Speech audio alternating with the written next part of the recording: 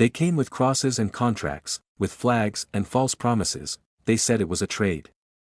They said it was religion, but what they did was take land, people, culture, and futures. This is the untold story of how Europe didn't just colonize Africa, it destroyed it.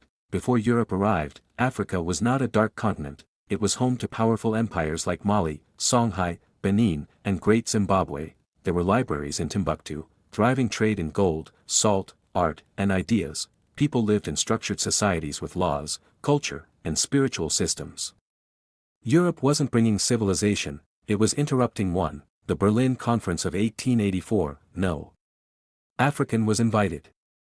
Yet European powers sliced the continent like a cake. Britain, France, Belgium, Portugal, Germany, all took their pieces. Boundaries were drawn with no regard for people, tribes, or cultures. Enemies were forced into the same borders, families were torn apart, and the seeds of future wars were sown. By design, colonial rule meant one thing: exploitation. Africa's wealth, gold, diamonds, oil, rubber, and cocoa, was stolen. Labor was forced.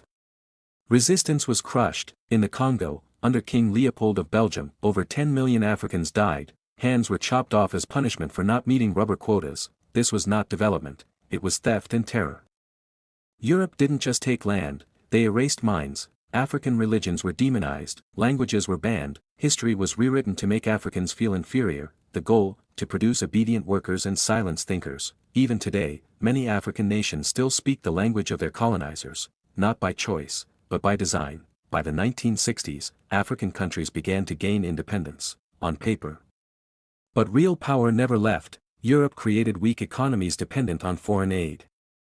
They installed puppet leaders or supported coups. Natural resources continued to benefit the West, not Africa. Debt replaced chains, contracts replaced guns.